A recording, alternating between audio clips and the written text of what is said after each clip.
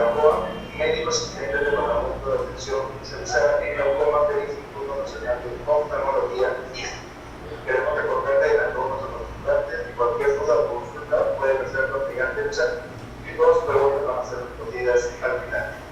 Doctor Waldo Loaiza Gamboa, estamos atentos a su explicación. Buenas tardes. Hola, muy buenas tardes. Bueno, soy el doctor Waldo Loaiza, como ya me presentó, médico del servicio de glaucoma, especialista en glaucoma y retina. Vamos a tocar el tema sobre glaucoma. Creo que ya anteriormente han tratado temas de glaucoma, pero en esta oportunidad vamos a hacer hincapié en el tratamiento. Muy bien. Entonces, bueno, ya sé que han estado tocando los temas de glaucoma. Para el tratamiento del glaucoma necesitamos primero tener algunas cosas en mente, algunas cosas importantes para hacer un adecuado tratamiento, porque en realidad no solamente es el tratamiento del paciente con glaucoma, sino es la evaluación en la población de aquellos pacientes o personas que tienen factores de riesgo y pueden tener glaucoma. O sea, empezamos desde antes del tratamiento de glaucoma. Debemos de identificar qué pacientes tienen glaucoma. Dentro del glaucoma, estos son un grupo de enfermedades, no es que sea una enfermedad glaucoma como tal, sino es un grupo de enfermedades que van a causar una neuropatía óptica. Esta neuropatía óptica puede ser causada por varios tipos de glaucoma, pero los más frecuentes son los glaucomas primarios, que pueden ser abierto o cerrado, y los otros glaucomas secundarios, que son de menor frecuencia, tal vez lo podemos tratar en otro momento. En esta ocasión vamos a referirnos a los glaucomas primarios, principalmente el glaucoma primario de ángulo abierto, que es el glaucoma más frecuente en la población. Entonces, pasamos la diapositiva. El glaucoma finalmente nos va a causar ceguera. ¿Pero qué es la ceguera?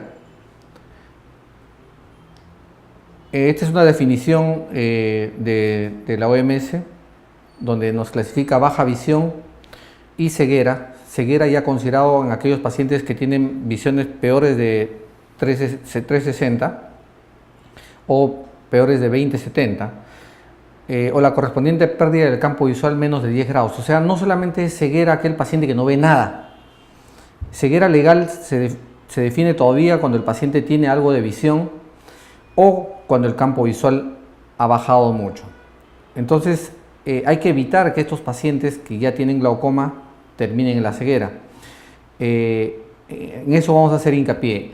Se sabe que del 100% de pacientes que terminan con una ceguera por glaucoma, en el 95% de ellos se pudo haber evitado con una prevención o con un tratamiento oportuno. Como ven en el gráfico, esta es una persona que está viendo un panorama, que tiene un campo visual, el campo de visión completo. Hay un pequeño escotoma que todos lo presentamos, que es el escotoma correspondiente al nervio óptico. Y este es un paciente con glaucoma, donde ya parte del campo visual está afectado y su panorama no es completo. Y si el paciente tiene un glaucoma más avanzado, podemos ver, como en esta ocasión, o en este campo visual, donde el paciente puede estar viendo ese peñón, que es un peñón famoso, pero no ve a los costados, ¿no? Entonces, si ese campo visual que tiene remanente es de menos de 10 grados, ya se considera ceguera legal. ¿Cuáles son las causas de ceguera en el mundo? Ya conocemos y nos han recordado que la catarata es la primera causa de ceguera, pero es una ceguera reversible, porque uno le opera la catarata y se acabó el problema. Pero en el caso del glaucoma no. Lo que el glaucoma avanza, por eso le llaman el ladrón silencioso. Muchas veces el paciente no sabe que tiene glaucoma, y se deja pasar, se deja avanzar, y lo que el glaucoma daña nunca más retorna. En este caso, como vemos en el gráfico, es la segunda causa de ceguera en el mundo, pero es la primera causa de ceguera irreversible. Entonces, ¿cómo evitamos que la gente quede ciega por glaucoma? Primero, como habíamos dicho, es identificar los grupos de riesgo. Nos vamos a referir principalmente al glaucoma de ángulo abierto, que es el glaucoma más frecuente en nuestra población. Y el otro glaucoma, que es el glaucoma primario de ángulo cerrado, también es bastante frecuente. El detalle está de que en este segundo tipo de glaucoma es el que deja con cegueras mucho más agudas, una ceguera mucho más brusca y a veces de mayor impacto en la población. Vamos a identificar los grupos de riesgo. ¿Qué personas en la población tienen que ser evaluadas con más frecuencia o tienen que tener y entender de que sus ojos tienen mayor riesgo? Y estas personas son las indicadas a hacerse un control estricto anual. Estos grupos de riesgo, el primero es la edad. Se dice que todas las personas mayores de 40 años son un grupo de riesgo de glaucoma, entonces tienen que tener un control anual. La raza, la negra o hispanos y los asiáticos. El antecedente familiar, principalmente el antecedente familiar de primer grado, en el caso de los hermanos, o si hay padres o primos con glaucoma en esa familia, ya tienen esos genes y tienen que tener control anual y para una detección temprana. Y lo que más conocemos es la presión intraocular elevada, ¿no?, que es el principal factor de riesgo en glaucoma. Cualquiera de estas cuatro ya han sido demostradas que son un factor de riesgo para glaucoma de ángulo abierto. En el caso de los pacientes de ángulo cerrado, el ángulo estrecho es un factor de riesgo. Y el ángulo, recordemos que en el ángulo estrecho la intervención de una iridotomía láser puede ser salvadora para estos pacientes o para este grupo de familias, ¿no? Otros factores de riesgo son los pacientes diabéticos, los miopes, los hipermétropes, el uso prolongado de corticoides, los traumas oculares que haya tenido durante la vida la persona, que también son un factor de riesgo para hacer glaucoma. Una vez que hemos identificado el grupo de riesgo, identificamos a aquellos pacientes que tienen glaucoma, pero ¿cómo los identificamos, no? ¿Quiénes decimos, a ver, este grupo tiene estos factores de riesgo, de esta cantidad de pacientes, estos son los que tienen glaucoma? ¿Cómo hacemos la detección de glaucoma? Lo hacemos a través de un examen clínico, tomamos la tonometría, vemos la presión intraocular y le hacemos un fondo de ojo, una evaluación del nervio óptico. Con estos dos exámenes podemos tener ya bastante certeza de que si el paciente tiene o no glaucoma. Y las pruebas subjetivas, que ya son pruebas complementarias que le tomamos al paciente, como es el campo visual, y las pruebas objetivas, como son las tomografías, actualmente nos ayudan a determinar en qué estado está el nervio óptico y cuánto de daño tiene el paciente. Es importante determinar quiénes son los pacientes con glaucoma para hacer el tratamiento adecuado, para hacer un seguimiento adecuado. Recordemos también que más del 50% de pacientes que están de nuestra población desconocen que tienen el glaucoma ya teniéndolo. O sea, ¿qué quiere decir? Que si nosotros identificamos a 100 personas, mínimo 50 de ellas no sabían que tenían glaucoma y ya lo tienen y están pululando por las calles y no saben que tienen glaucoma y no saben que día a día su campo visual se está comprometiendo más. Una vez que ya tenemos a este grupo de pacientes identificados, le damos el tratamiento como tercer paso nosotros hacemos el tratamiento de este grupo de pacientes, pero ¿cómo sabemos de que el tratamiento también está siendo efectivo, ¿no? Porque puedo tener ya identifiqué los factores de riesgo, identifiqué quiénes tienen glaucoma, ahora voy a tratar a esos pacientes, pero ¿cómo sé yo que ese tratamiento está siendo efectivo? ¿Cómo sé que ese tratamiento está haciendo de que no progrese el glaucoma? Tengo que tener un adecuado seguimiento también, no solamente es identificarlos, ver quiénes tienen glaucoma, sino de los que ya tienen glaucoma, con el tratamiento que yo les estoy dando, quiénes progresan y quiénes no progresan. Y si no progresan, probablemente los mantenga el tratamiento, y si progresan, más bien pasar a una segunda terapia, ¿no? Ya sea con láser o con cirugía. También para identificar si progresan o no, les hacemos la tonometría, el fondo de ojo, el campo visual, el HRT o CT, dependiendo del examen anterior que ha tenido, para hacer una comparación y ver si su examen está igual o si ha variado. ¿Y cómo hacemos el tratamiento de estos pacientes? Lo que más conocemos, donde mejor intervención hacemos desde el punto de vista médico, es bajando la presión intraocular.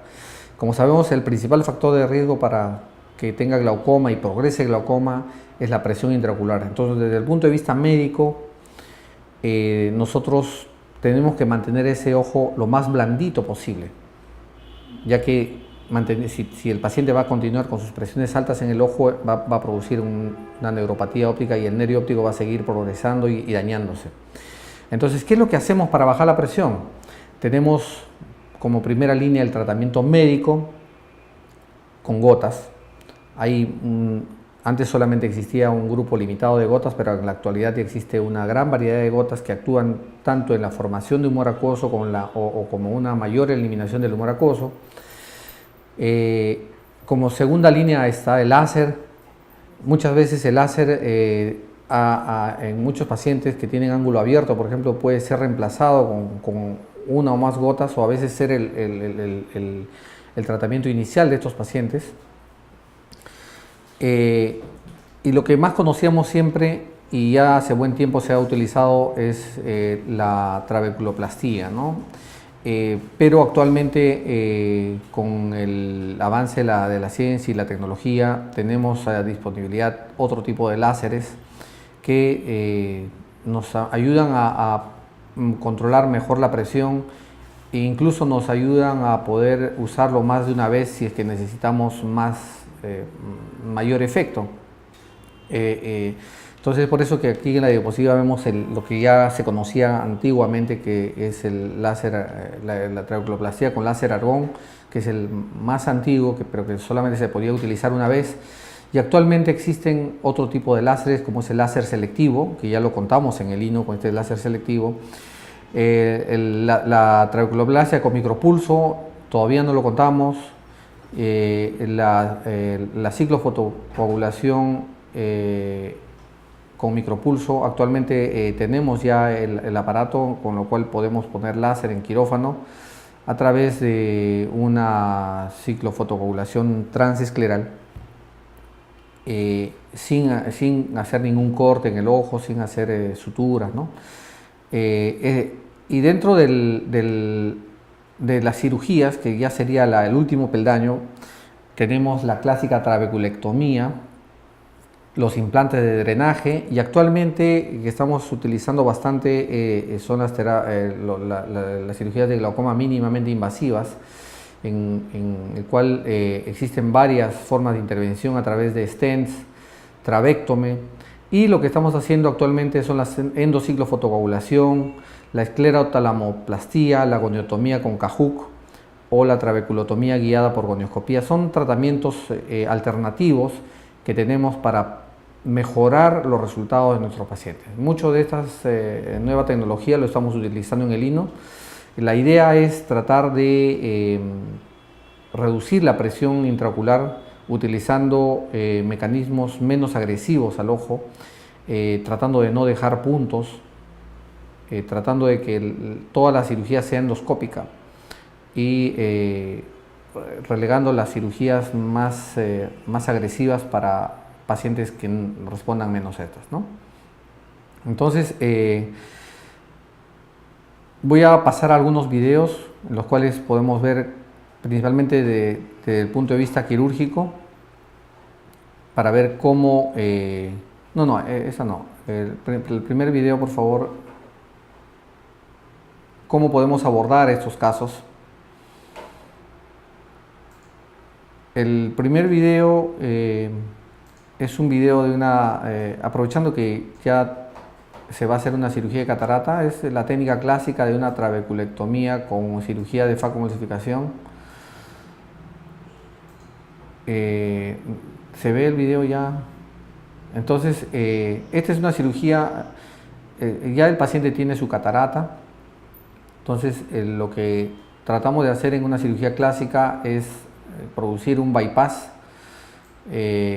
Ahí se ve de que se está utilizando mitomicina, que es una sustancia que se deja unos 3 minutos, se saca y se lava bastante porque es una sustancia tóxica, acuérdense. Luego de que se ha hecho el lecho, se llega a realizar la cirugía de catarata, que es una cirugía convencional. Recordemos que en esta cirugía de catarata lo que hacemos es sacar el cristalino y para poner un lente intraocular. Esta es la técnica clásica de una cirugía de catarata. Si pasamos un poquito más el video, por favor. terminada la cirugía de catarata, ponemos el lente intraocular y aprovechamos en este momento que ya, ya estamos dentro del ojo para hacer una variante más, que es la trabeculectomía, ¿no? Estamos todavía ahí terminando la cirugía de catarata, inyectando el lente intraocular, el lente queda en el saco capsular y terminada la cirugía hacemos la última etapa, lo que es la etapa de la cirugía de glaucoma. Se hace una trabeculectomía, en ese caso estamos con un Kelly Punch haciendo una esclerectomía y luego una iridectomía periférica y sacamos el viscoelástico, probamos que el bypass que estamos creando esté adecuado, esté filtrando y cerramos. Recordemos que en este caso estamos utilizando pues una técnica laparoscópica para lo de la catarata. Ahí vemos la filtración que ya está siendo adecuada. Esta es una cirugía combinada en la cual hemos usado la cirugía laparoscópica de la catarata y hemos aprovechado en hacer la cirugía filtrante. Y en esta segunda técnica, a ver el siguiente video, en el cual también son casos un poco más complejos, en los cuales, por ejemplo, pacientes que ya han sido operados de una trabeculectomía, hay que insertarles una válvula. En este caso estamos fijando la válvula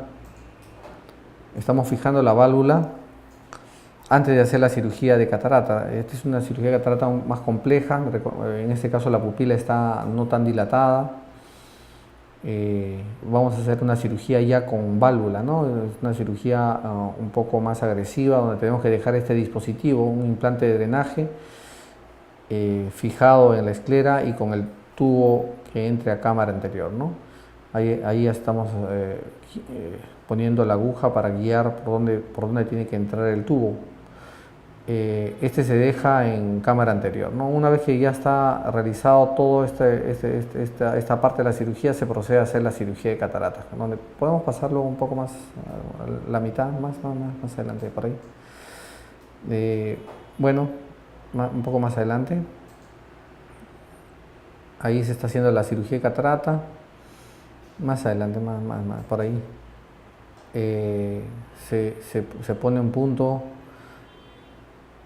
en la incisión principal, se retira el viscoelástico y finalmente se va a poner el tubo, ¿no? el tubo de drenaje para que bombee el líquido fuera del ojo hacia el plato que se ha dejado debajo de la conjuntiva. Finalmente se cierra la conjuntiva y la válvula queda localizada en su sitio y se ha hecho una cirugía combinada. Estas son cirugías un poco más agresivas, como le he mencionado, porque de todas maneras estamos haciendo una invasión dentro del ojo, poniendo puntos que hay que retirar a 2 semanas, poniendo un objeto extraño dentro del ojo, que en este caso es el plato de la válvula o del implante de drenaje, ¿no? Se cierra por planos y se terminó la cirugía. Miren, comparen estas dos técnicas con la última que vamos a pasar, el siguiente video, que es este es un video en el cual hacemos una modificación, una cirugía un poco más moderna, donde tratamos de abordar la cirugía de glaucoma a través de un láser especial para tratar de hacer la cirugía de glaucoma y de catarata sin dejar puntos. ¿Tenemos el video?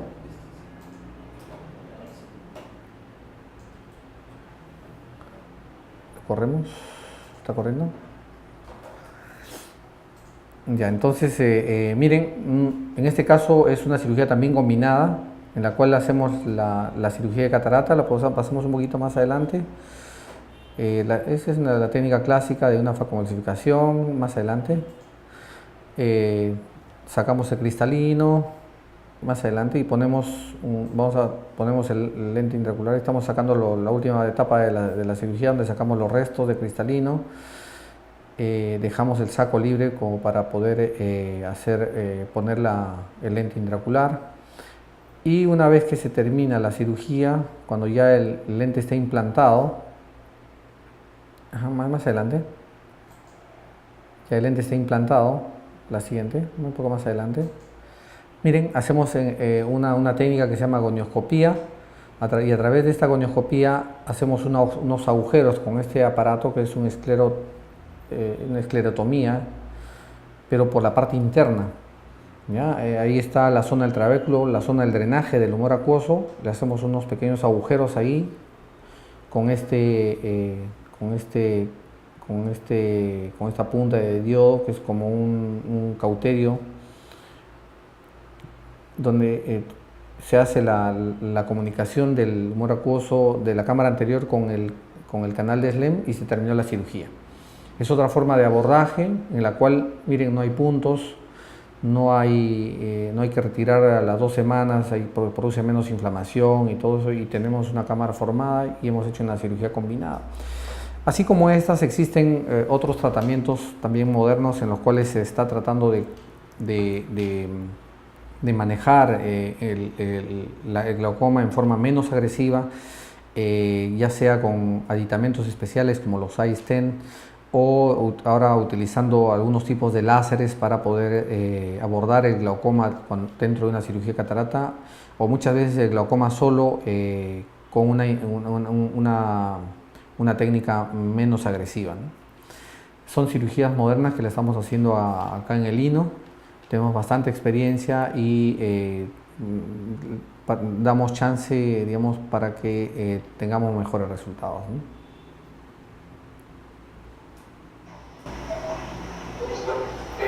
Muchísimas gracias, doctor Waldo Loaiza Gamboa, por su magistral ponencia. Tenemos la discusión, ¿verdad? Sí, ya terminamos.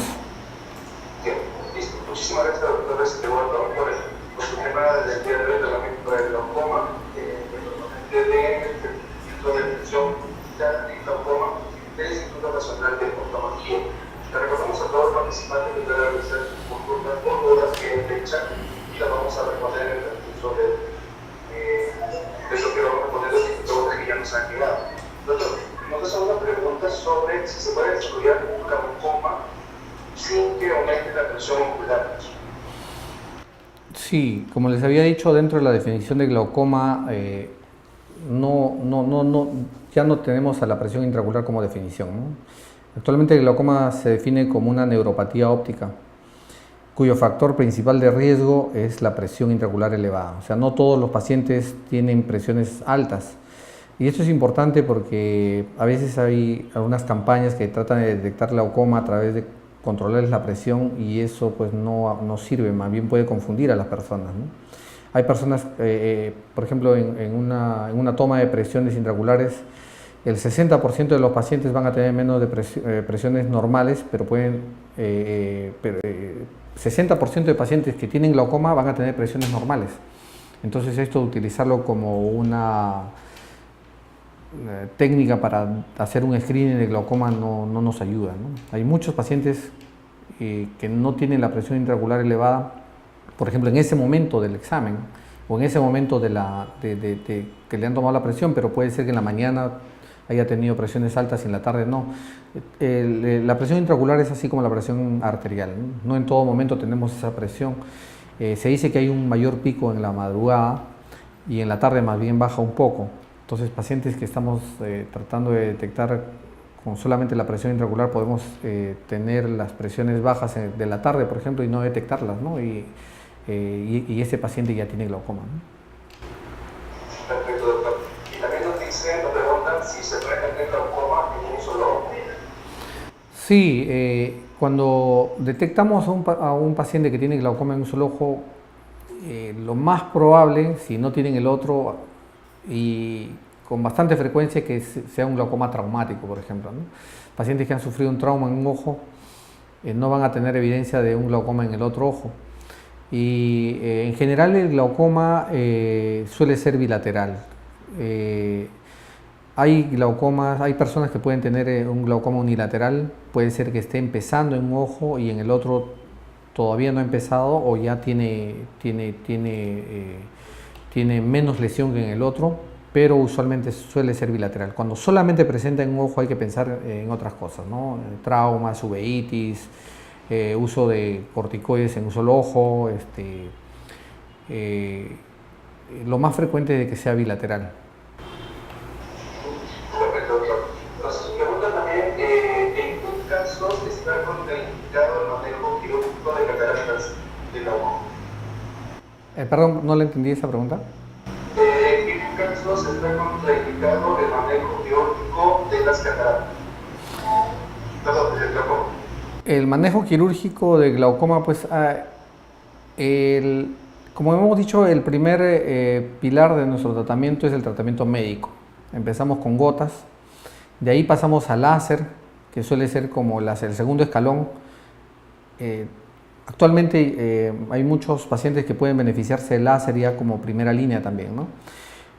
Cuando no controla la presión con estos dos mecanismos que realizamos, a continuación podemos ofrecerle una cirugía de glaucoma. Y esto, digamos, se tiene que conversar bien con el paciente porque estamos en una balanza, ¿no? Si el paciente, sabemos de que el paciente en su condición actual va a seguir avanzando, va a seguir progresando su glaucoma y está progresando su glaucoma, tenemos que ver otra alternativa, ya sea o cambiar de gotas o ponerle láser o hacer ciclofototerapia, actualmente con micropulso. Pero usualmente los pacientes, la mayoría responde a esto. Cuando no hay una buena respuesta, pues pasamos a la parte quirúrgica, ¿no? Muchos de los pacientes terminan operándose, pero hay un grupo de pacientes pues, que responden con tratamiento médico, ¿no? Ahora, específicamente quienes no van a la cirugía, pues tal vez en un momento previo, en un momento agudo, pacientes que tienen uveitis, por ejemplo, se les hace una cirugía de glaucoma y no va a responder por la misma inflamación que tienen, o pacientes con trauma ocular severo tienen otros problemas en el ojo, tal vez la cirugía de glaucoma se pueda postergar hasta que solucionen los otros problemas, ya sea de desprendimiento de retina, de cuerpos extraños intraoculares, en los pacientes traumatizados, ¿no? Usualmente los pacientes pediátricos, juveniles, todos esos terminan en cirugía y les va bastante bien, los pseudofoliativos.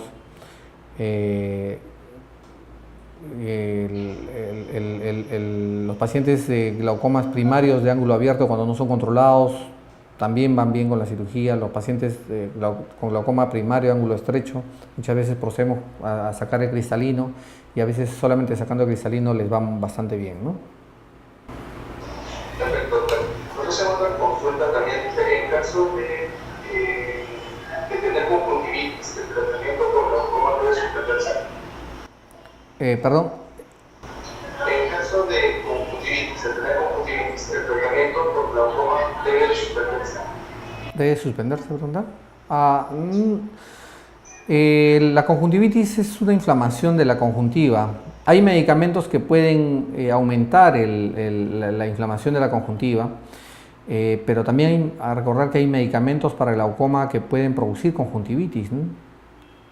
O alergias, o sea, las conjuntivitis pueden ser infecciosas, inflamatorias, y dentro de las causas inflamatorias hay medicamentos como la brimoniina, que es el nombre comercial Alfagam, Aurobrime, Citolbrime, hay varios medicamentos que pueden producir una alergia importante y producir una conjuntivitis alérgica, ¿no? Hay que estar atentos para ver qué tipo de conjuntivitis es, muchas veces se trata de aquellos pacientes que están usando con bastante tiempo estos medicamentos y hacen una conjuntivitis y hay que suspender esos medicamentos, ¿no? Pero si se trata de una infección, pues el uso de estos medicamentos a veces se tiene que suspender unos días para tratar mejor la infección y a los pocos días nuevamente retomamos estos medicamentos, pero es previo a una evaluación médica, previo a la evaluación del oftalmólogo, ¿no? También nos preguntan qué hay que hacer para detectar la elevación de la presión intraocular. Perdón, no lo escuché. A ver, lo dice acá, ¿qué es lo que hay que hacer para detectar la elevación de presión intraocular? No le entendí bien la pregunta, pero recuerden que el glaucoma lo que se hace es tratar de ablandar el ojo. O sea, nuestra intervención es finalmente para tratar de ablandar el ojo. El glaucoma es una condición en la cual se asocia bastante la falta de salida del humor acuoso. El humor acuoso, cuando está formándose dentro del ojo, que todo el día se forma, pero su salida está disminuida por alguna condición, ya sea por problemas degenerativos del trabéculo, que es la mayor frecuencia. Entonces, finalmente nosotros tratamos de derivar este humor acuoso fuera del ojo a través de una trabeculectomía, o a través de un implante de válvula, o a través de alguno de estas cirugías mínimamente invasivas de glaucoma, para tratar de derivar este humor acuoso y poder ablandar un poquito el ojo y con eso tratar de controlar el glaucoma, ¿no? Doctor, nos hacen una consulta acá. Dice, ¿puede aparecer glaucoma sin presión intraocular? ¿Cuál sería la causa? Ya les había mencionado, ¿no?, que la presión intraocular es un factor de riesgo, no está dentro de la definición de glaucoma. Después de haberse descartado otros tipos de alteraciones, ya sea de presión intraocular, hipotensión arterial, pacientes con síndrome de apnea del sueño, pacientes con problemas de irrigación en la cabeza, el nervio óptico, desde el punto de vista cardiovascular necesitan un chequeo, ¿no? La mayor parte de nuestros pacientes, como les había mencionado, tienen presiones elevadas, pero ese grupo importante de pacientes que no tienen la presión elevada tiene que tener otro estudio, ya que dentro de los mecanismos del glaucoma, la teoría vascular, que es la teoría que nos dice que hay una hipoperfusión a nivel de la cabeza del nervio óptico, tiene que ser evaluada, ¿no? Como les había mencionado, pacientes con síndrome de apnea del sueño, pacientes con problemas de hipotensión arterial, por ejemplo, pacientes que han estado tomando su medicamento para la hipertensión arterial, a veces se les baja mucho la presión y hay una menor irrigación en la cabeza del nervio óptico, entonces necesitan un estudio, ¿no? Se le deriva al cardiólogo para descartar que tenga problemas de hipotensión nocturna, por ejemplo, ¿no? Los ancianos con mucha frecuencia pueden hacer este tipo de glaucomas. Los pacientes asiáticos, es muy frecuente en los pacientes de raza asiática que tengan este glaucoma conocido como glaucoma de tensión normal, y es muy frecuente que tengan presiones intraoculares bajas y con glaucoma, con niveles de glaucoma importantes, ¿no? Perfecto, doctor. Nos hacen otra consulta también. Si me operan de glaucoma, ¿dejo de usar gotas? Muchas veces sí, pero esto va a depender del nivel de presión que se haya logrado bajar. A veces necesitan usar todavía gotas dependiendo del nivel de presión que se ha logrado, ¿no? Pacientes con glaucoma inicial tienen niveles de presión requeridos hasta de 18 o 20, pero cuando ya tienen glaucomas muy severos, el nivel de presión tiene que estar manejado en valores mucho más bajos, en 13, 14 máximo, ¿no? Si no llegamos a ese nivel de presión, incluso con la cirugía, probablemente hay que volver a utilizar gotas para llegar a esos niveles. Doctor, y nos dicen también el diagnóstico no es claro los exámenes del todo. Ante ello, ¿se puede mejorar la iniciativa de un mejor tratamiento o esperar a que el diagnóstico sea mucho más claro? Cuando estás en su mano, entonces me dice cuál es el porcentaje de éxito en las operaciones de glaucoma.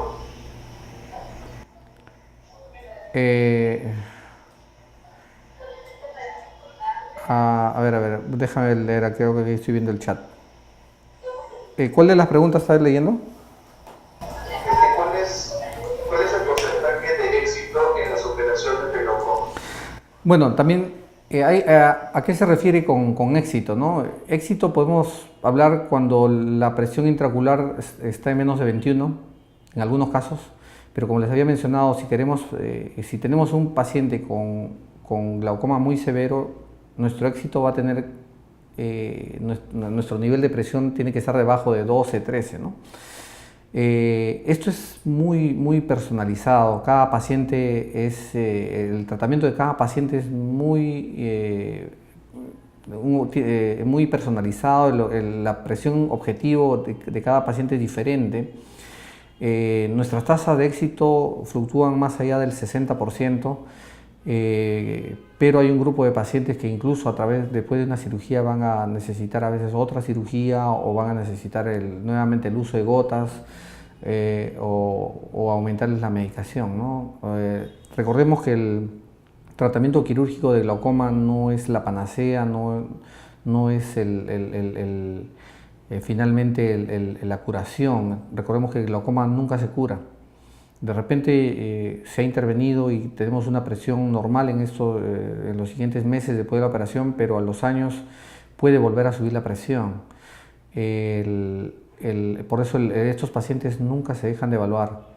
Su control es anual, se controla la presión que tiene en ese momento, se controla la presión que se ha logrado con la cirugía o con las gotas. Cada vez que evaluamos a un paciente tenemos que ver el nivel de presión que tiene en ese momento, pero correlacionarlo con el cuadro clínico, correlacionar cuánto de presión necesita ese ojo. Y aún así muchas veces los pacientes, teniendo esas presiones que nosotros deseamos, sigue progresando el glaucoma, ¿no? Entonces ahí hay que ajustar, ya sea darles adicionales algunas gotas o pasar a la cirugía o pasar al láser primero y después la cirugía, ¿no? Entonces nuestra tasa de éxito en glaucoma, en las cirugías de glaucoma, no es al 100%. Si fuera al 100%, pues digamos la cirugía sería lo ideal, pero recordemos también que la cirugía puede traer complicaciones. Es por eso como que lo dejamos en unas etapas posteriores del manejo inicial, ¿no? Pueden haber infecciones, pueden haber sangrados, pueden haber hipotensiones tan severas que pueden dañar al ojo, ¿no? Entonces esto, digamos, es un manejo bastante personalizado, como les había mencionado, y necesitamos hacer un seguimiento a cada paciente en forma individual, ¿no? Perfecto, doctor. Y también me preguntan acerca de cuáles serían los signos de alarma después de una cirugía de glaucoma.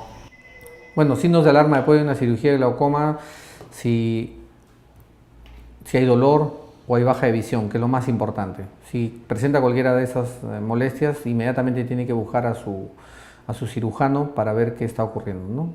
No debería haber dolor ni baja de visión importante. A veces fluctúa la visión en los siguientes 2 meses, pero eso se le explica bien al paciente, que de todas maneras puede fluctuar la visión al inicio, ¿no? Pero que le baje bruscamente la visión o que haya dolor son signos importantes de que algo más puede estar sucediendo. Perfecto, doctor Lorenzo, muchísimas gracias por su presentación, por el tema del tratamiento por el glaucoma. Con usted fue el doctor Lorenzo Gamboa, el Instituto Nacional de Oftalmología del Ministerio de Salud. Doctor Lorenzo, algunas recomendaciones finales realmente para los que nadie de atención que estamos solucionando el día de hoy. Sí, bueno, ya hemos terminado la semana de glaucoma, pero estamos en el mes de glaucoma. El 12 de marzo, como iniciativa de la sociedad, no es la sociedad, la Asociación Mundial de Glaucoma y de la Asociación Mundial de Pacientes de Glaucoma, con el fin de sensibilizar y dar el conocimiento a la población, se ha creado ese día y esa semana en la cual, digamos, hay que informar a la población de que hay personas que están en riesgo. Ya les he mencionado los factores de riesgo para tener glaucoma. Todo ese grupo de pacientes y los familiares de esos pacientes tienen que tener un seguimiento anual. Recordemos que el 95% de los pacientes que iban a quedar ciegos no quedan ciegos porque se ha hecho una prevención adecuada y un diagnóstico oportuno y un tratamiento oportuno. Y dentro de este grupo de pacientes, tal vez los más beneficiados son los pacientes con glaucoma de ángulo estrecho, donde una iridotomía sencilla puede salvarles la visión.